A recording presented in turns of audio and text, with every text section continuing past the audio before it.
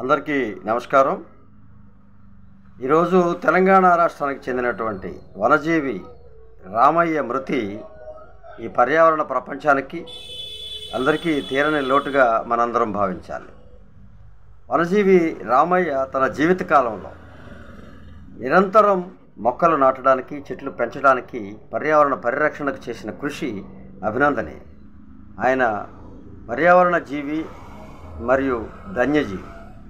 ఈరోజు ఆయన మరణం మన పర్యావరణ ప్రపంచానికి అందరికీ కూడా ఒక ఆదర్శంగా ఉన్నటువంటి ఆయన మరణం అందరికీ తీరని లోటుగా మనం భావించాలి. ఆయన జీవితాన్ని మనం పరిశీలనలోకి తీసుకుంటే అత్యంత నిరాడంబరంగా తన జీవితకాలంలో 1 కోటికి పైగా మొక్కలు నాటినటువంటి మహామనిషి ధన్యజీవి మన వనజీవి రామయ్య. ఆయన చదువుకోకపోయినా కూడా ఈ పర్యావరణ పరిరక్షణ, భవిష్యత్తు తరాలకి మంచి గాలి, మంచి స్వేచ్ఛ, మంచి వాతావరణాన్ని ఇవ్వడానికి జరిగిన ప్రయత్నంలో ఆయన నిరంతరం ఆశించాడు. దాన్ని శ్వాసగా భావించి దాన్ని కార్యాచరణలో ఆయన నిరూపించాడు. ఆయన యొక్క సేవల్ని కొనియాడినటువంటి ప్రభుత్వం, తెలంగాణ రాష్ట్ర ప్రభుత్వం కూడా ఆయనకి వనజీవి రామయ్యగా అనేక రకాలుగా ఆయన్ని గౌరవించినటువంటి సందర్భాలు ఉన్నాయి. అలాగే 1997లో కూడా 1917 అనుకుంటా తప్పనిసరిగా ఆయనకి పద్మశ్రీ ఇచ్చినటువంటి కేంద్ర ప్రభుత్వానికి కూడా మనం ధన్యవాదాలు తెలియజేయాలి. ఇలాంటి వ్యక్తులు చాలా అరుదుగా మనకు కనిపిస్తారు. స్వార్థం లేనటువంటి ఒక సామాజిక ప్రయోజనం కోసం, స్వార్థం లేకుండా ఆ యొక్క భవిష్యత్తు తరాల కోసం పనిచేసినటువంటి మహామనుషులు వీళ్ళకి చాలా మనందరం హానర్ చేయాలి, వీళ్ళని గౌరవించుకోవాలి, వీళ్ళని ఆశయంగా తీసుకోవాలి, వీళ్ళ ఆశయాలన్నింటినీ మనం ఆచరణగా తీసుకోవాలి. అందుకే తెలంగాణ ప్రభుత్వంతో పాటు మహారాష్ట్ర ప్రభుత్వం కూడా ఈయన యొక్క జీవిత ఆశయాన్ని, ఈయన యొక్క జీవిత చరిత్రని పాఠ్యాంశంగా ఈరోజు రూపొందించి భవిష్యత్తు తరాలకి, బాలబాలికలకి ఒక ఆదర్శంగా మొక్కల పెంపకంపై ఒక ఆసక్తిని కలిగించే విధంగా ఈయన జీవితాన్ని పాఠ్యాంశంగా చేర్చారు.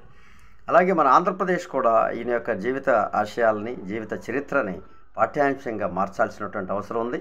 భవిష్యత్తు తరాలకి మనం ఏమిచ్చామనే దానికంటే కూడా మంచి వాతావరణాన్ని ఇవ్వాలి, మంచి గాలిని ఇవ్వాలి, మంచి నీటిని ఇవ్వాలి, మంచి వాతావరణంతో పాటు మంచి ఎన్విరాన్మెంట్ ఇవ్వాలనేటువంటి ఒక మంచి ఆశయంతో పనిచేయాల్సినటువంటి వ్యవస్థలు పెరగాల్సినటువంటి అవసరం ఉంది. అయితే నిజంగా వీటి కోసమే ఏర్పడినటువంటి వ్యవస్థలన్నీ నిర్మానుష్యంగా, నిర్మూలంగా పనిచేయ పరిస్థితుల్లో ఉన్నందువలన ఈ యొక్క పరిస్థితులు ఈరోజు మనం కాలుష్య బారిన పడుతూ ఉన్నాం.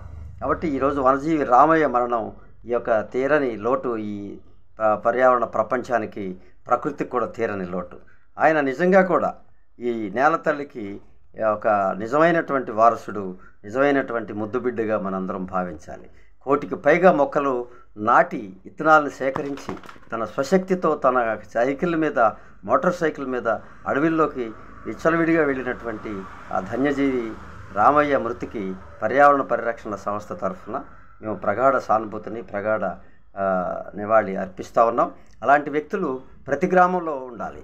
అలాంటి ఆశయాలు ప్రతి బాలబాలికల్లో రావాలి. భవిష్యత్తు తరాల్లో ఈ యొక్క బాలబాలికలే రేపటి పర్యావరణ పరిరక్షకులు, ఈ యొక్క మంచి వాతావరణానికి వారసులు. కాబట్టి తప్పనిసరిగా ఈ యొక్క వనజీవి రామయ్య మరణం తీరని లోటు.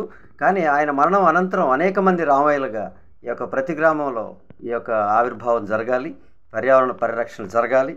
తప్పనిసరిగా భావితరాలు మంచి వాతావరణంలో పెరగాలి, ఆరోగ్యవంతులుగా విరాజిల్లాలని చెప్పి కోరుకుంటూ మరొకసారి వనజీవి రామయ్య మరణాన్ని మేము చింతిస్తూ ఆయనకి ప్రగాఢ సానుభూతిని, ఆయన కుటుంబానికి ఒక నివాళి అర్పిస్తూ పర్యావరణ పరిరక్షణ సంస్థ తరఫున ఈ యొక్క శ్రద్ధాంజలి ఘటిస్తూ ఉన్నాం. నమస్తే.